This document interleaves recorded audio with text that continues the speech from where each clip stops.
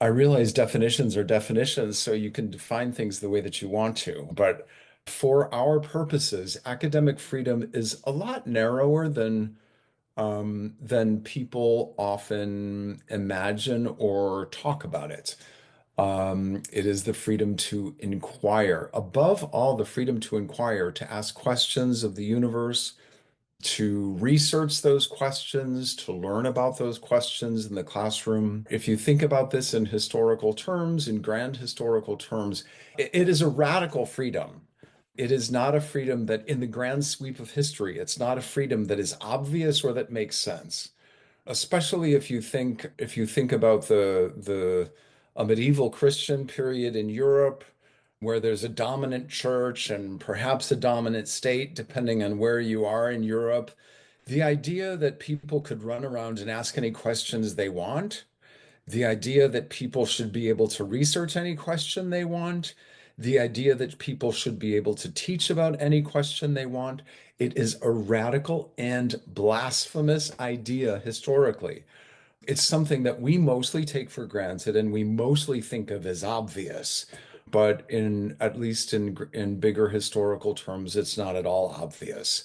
I remember visiting Stockholm, Uppsala University in Sweden, and our hosts gave us a little tour, including a tour of the dissection room, where they would a sort of it's called an anatomical theater, and it's a sort of a raked amphitheater where in the middle there's a lab, and on the lab they would in the middle of the lab they would have a cadaver, and they would open up the cadaver and look at the organs and teach medicine.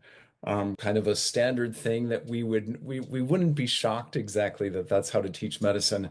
But of course, that was against the teachings of the church to open up the body and to reveal the interior of God's creation was a blasphemous thing to do. And in the floor, there was a trap door, and you could open the trap door. If when the police came, there would be, whatever, an alarm or bells or shouting or something. When the police came, they could open the trap door and they could shove the body down into the river.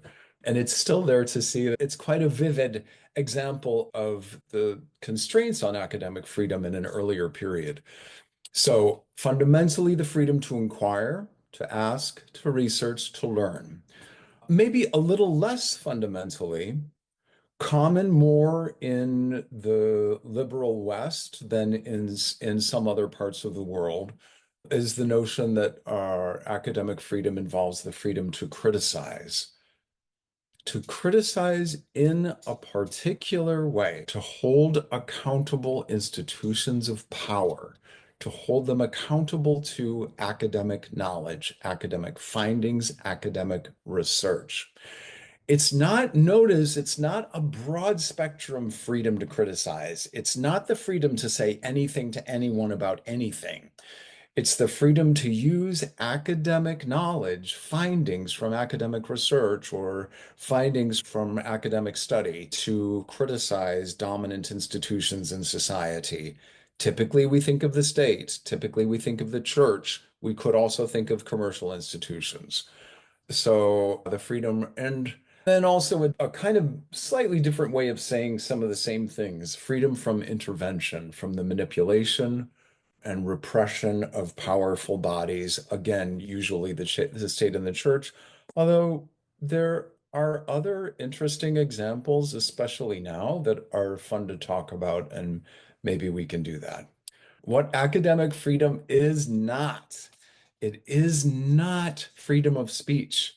And this confusion is, I mean, as you probably know, we all live in this world where almost every day, if you read the newspaper, or you read the higher ed press, or you read Inside Higher Ed, or the Chronicle of Higher Education, or something like that, there's constant talk about academic freedom.